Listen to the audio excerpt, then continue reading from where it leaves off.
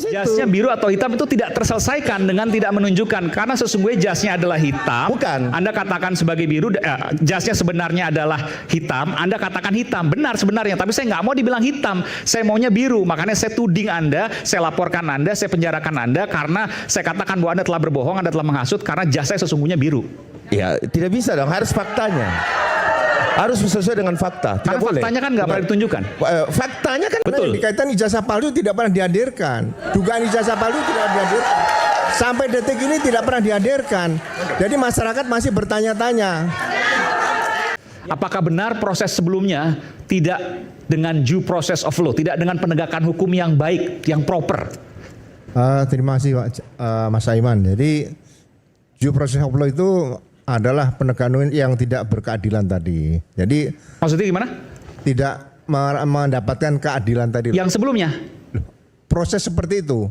Jadi misalnya begini, terhadap Gus Nur dan Bambang Tri, ya kan?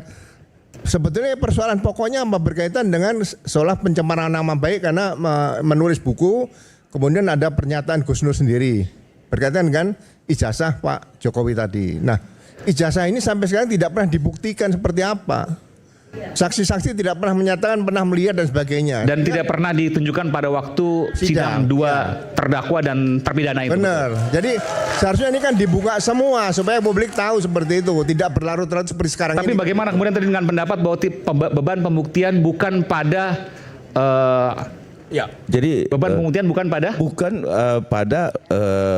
ketika dia masuk ke dalam kejaksaan dilimpahkan, ya ini buat pembelajaran juga bagi masyarakat kita bahwa ketika beban pembuktian itu sudah beralih setelah adanya proses penyidikan kemudian penetapan tersangka beralih ke jaksa, tentunya itu beban pembuktiannya ada pada jaksa penuntut umum, ada pada JPU. gitu loh. Oke. Kan itu the process of law. Dan JPU tidak punya kewajiban untuk menunjukkan yang asli. Ya, bahwa gini. Nah, itu pertanyaan sederhana. JPU tidak punya kewajiban untuk menunjukkan yang asli.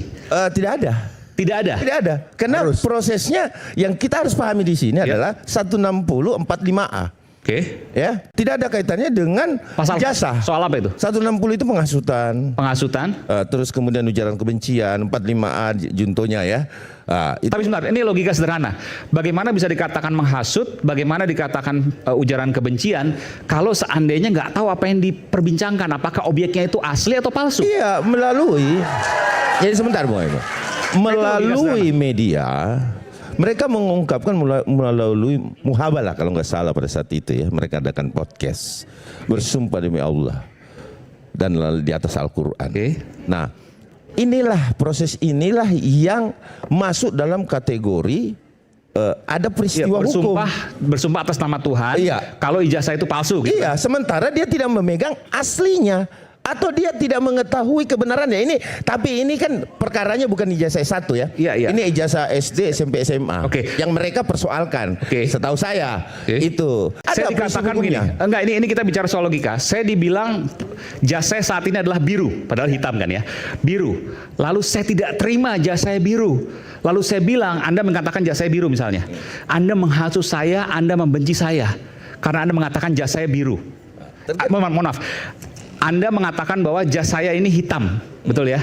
Tapi saya nggak mau dibilang hitam, saya mau dibilang biru, padahal benar faktanya hitam, misalnya gitu. Lalu saya bilang, kemudian saya mengatakan pada Anda bahwa Anda telah menghasut saya, Anda membenci saya karena mengatakan bahwa jas saya hitam. Iya. Tanpa saya menunjukkan jas saya sesungguhnya apa. Di mana logikanya? Analoginya Bang Aiman tadi terkait biru dan hitam tadi. Ya. Itu analogi perumpamaan yang bersifat bukan menjustifikasi, Bung Aiman. Ya, beda Bung Aiman. Jasa saya hitam kan, tapi saya nggak mau dibilang hitam. Anda menuding jasa hitam. Saya bilang enggak, biru kok jasa saya. Anda telah menghasut saya, Anda telah membenci saya. Nah, pertanyaannya, apakah jasnya Bung Aiman digunakan untuk hal-hal yang merugikan bangsa dan negara? Ya. Tidak kan? Nah, kebenciannya di sini Bung Aiman. Iya, gimana? Bahwa kemudian seorang disangka menggunakan ijazah palsu, ya, mendaftar untuk menjadi capres. Kan itu persoalannya. Ada yang digunakan gitu loh, Bung Aiman. Digunakan dalam artian menipu rakyat. Bukan, ini kan bicara soal kebenaran. Jasnya biru atau kebenarannya hitam. di situ, kan gitu. Bung Aiman. Di situ. Jasnya biru atau hitam itu tidak terselesaikan dengan tidak menunjukkan. Karena sesungguhnya jasnya adalah hitam. Bukan. Anda katakan sebagai biru, jasnya sebenarnya adalah hitam. Anda katakan hitam. Benar sebenarnya. Tapi saya nggak mau dibilang hitam. Saya maunya biru. Makanya saya tuding Anda, saya laporkan Anda, saya penjarakan Anda. Karena saya katakan bahwa Anda telah berbohong, Anda telah menghasut. Karena jasnya sesungguhnya biru. Ya, tidak bisa dong. Harus faktanya. Harus sesuai dengan fakta. Tidak Karena boleh. faktanya kan nggak pernah ditunjukkan. Faktanya kan biru. Faktanya hitam kan, Faktanya hitam kan? Cuma saya nggak mau dibilang hitam, saya mau dibilang biru. Oh ya nggak bisa dong. Kan nggak ada yang tahu. Nggak bisa Bung Aiman. Oke. Prosesnya itu Ya. tidak bisa seperti sederhana itu. Gimana? Nggak begitu, Oke, Bung silakan. Aiman. Silakan Pak Guru. Nanti Ya, jadi- saya masih belum mendapatkan. Mungkin nanti Anda bisa membantu saya. Jadi gini ya, ini contoh sederhana. Jasa hitam betul, tapi saya nggak mau menunjukkan jasa ini hitam. Saya simpan gitu ya. Saya mau dibilangnya biru. Ya, lalu kemudian jasa ada sudah digunakan Bung Aiman. Jasa nggak pernah ditunjukkan. Enggak, Jasa sudah saya- ditunjukkan Bung Aiman. Jas Bung Aiman itu penjahit tahu. Sebentar. Penjahit tahu. penjahit tahu, oke. Penjahit tahu bahwa warnanya biru. Oke, ini menarik, Iya kan? menarik, oke. Yang ngantar tahu warnanya Oke. biru. Kan Oke. begitu? Oke. Kan itu. Meskipun saya nggak perlu menunjukkan jasa ya. Iya, karena kan penjahitnya tahu. Oke. Terus waktu pakai kondangan orang-orang juga tahu. Oke. bahwa Penjahit itu wajahnya maksudnya biru. UGM di sini. Iya, kan semuanya tahu. KPU. Waktu dipakai kondangan misalnya teman-teman KPU. seangkatan. Oke. Terus kemudian lain sebagainya, instansi pemerintah yang mengambil Jadi ijazah berdasarkan tersebut. saksi katanya. Iya, bukan katanya dong. Karena memang Sudah pernah dimasukkan melihat. dong. Oke. Dimasukkan ke dalam Nah, Ya, jadi gini, kalau Pak Jokowi ini punya ijazah yang diduga palsu disimpan. Apakah salah? Enggak Tidak. salah. Dibakar? Enggak salah juga. Ya kan? Jadi karena digunakan untuk mendaftar wali kota, gubernur sama capres. Nah, digunakan ini berarti 263 ayat 2. Dibakar nggak salah Pak ya? Ya? Dibakar nggak salah tadi. Enggak salah, sekarang dibakar enggak salah. Nanti saya bakar. Ya, Nanti. tapi setelah dibakar tadi ini kan karena ada dugaan ijazah palsu digunakan. Pasal 263 ayat 2 dimainkan di situ. Siapa yang menggunakan? Yang menggunakan tadi adalah KPU tadi. KPU Solo, Jakarta dan KPU Pusat. Oke. Plus Pak Jokowi masuk di situ nanti 263 ayat 2-nya di situ. Kalau yang membuat ayat satunya nggak bisa dibuktikan nanti belakangan saja gitu loh. Nah, pembuktian itu yang membutuhkan laporan bukan Dumas. Gitu loh. Kalau Dumas itu bukan urusan reserse itu ada laporan polisi. Delik murni atau delik aduan. Nah, Oke. setelah timbul laporan polisi dibuat SPDP. Surat perintah dimulainya Dimulai penyidikan. penyidikan, Oke. dilakukan penyidikan. Nah, dalam penyidikan ada penyelidikan. Nah itu Jadi due process of law. iya, jadi tidak ada penyelidikan ditingkatkan jadi penyidikan. Itu tidak diatur di KUHP. Yang berhak mendeponering perkara adalah kejaksaan. Berdasarkan Undang-Undang Kejaksaan nomor 11 tahun 2021. Berdasarkan putusan MK yang tahun 2016 tentang deponering.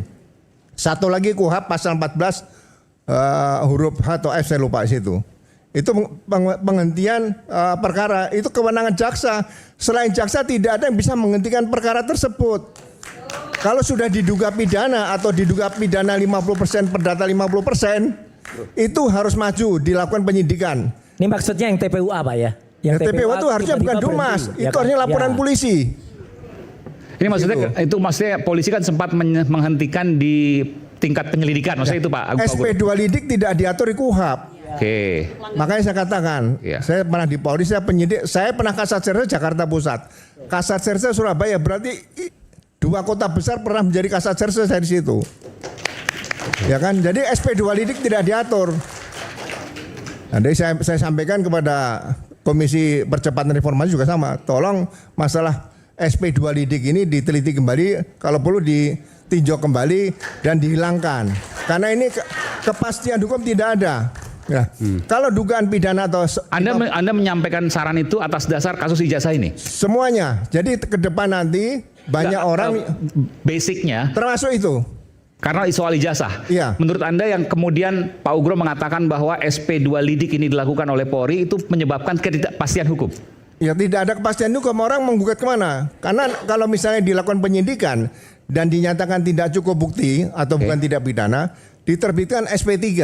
SP3 pun itu belum kepastian hukum karena masih bisa digugat pra peradilan. Iya. Kepastian hukum kalau sudah mendapat putusan pengadilan yang inkrah. Bung Aiman. Putusan pengadilan yang inkrah pun itu juga Bentar, sekarang Bung di Aiman. Indonesia belum Ini kan- dijamin itu kepastian. Ini kan kita Bung Aiman membahas tentang tadi tidak adanya due process of law terhadap Bambang Tri. Ya toh? Kan itu tadi. Ya. Bukan TPUA yang dimana SP2 tadi.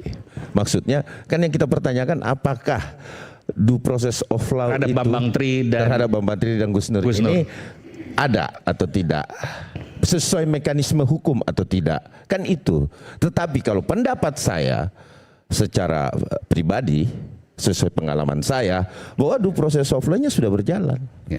Dan itu sesuai bahwa kemudian di situ dilakukan secara profesional. Kalau ketidakadilan itu kan itu pandangan pengadilan. Nah silakan, harusnya Bu Kurnia waktu ditetapkan tersangka dia melakukan prapit. Kalau memang dianggap ada due process of law yang tidak dilewati. Pra peradilan. Oke. Setiap tim Pra-peradilan itu dong. ya punya Kan sendiri.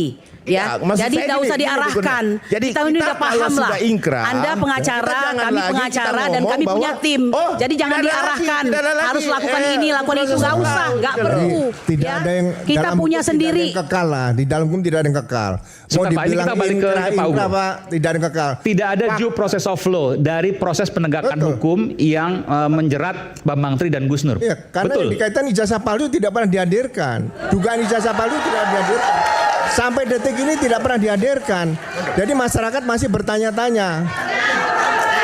Kalau itu dihadirkan Ini perlu pengadilan. dari mana kemudian Anda mengatakan bahwa ketika ijazahnya itu tidak dihadirkan, maka tidak ada penegakan hukum yang baik atau yang benar, tidak ada due process of law di sana. Ya sebetulnya bukan tidak benar tapi kurang benar saja lah. Kalau tidak Oke. benar salah kan totalitas tidak benar nih. Di mana kurang benarnya? Kurang benar kenapa ragu-ragu menghadirkan ijazah milik Pak Jokowi tadi?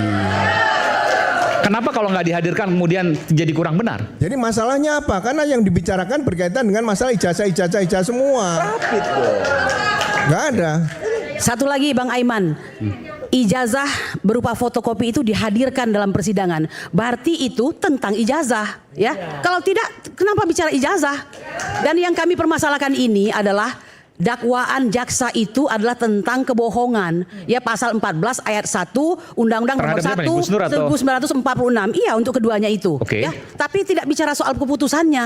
Nah, di akhirnya nanti ketika kami melakukan banding ya, itu tidak diadili dengan pasal itu, melainkan kebencian. Kalau kebencian itu subjektif. Jadi vonis di tingkat pertama Iya, soal dipaksakan kebohongan. menjadi berita bohong. Dibanding ternyata bukan berita Kebencian, bohong, tapi berubah. kebencian dan dikuatkan dengan kasasi kembali adalah soal kebencian. Seperti itu.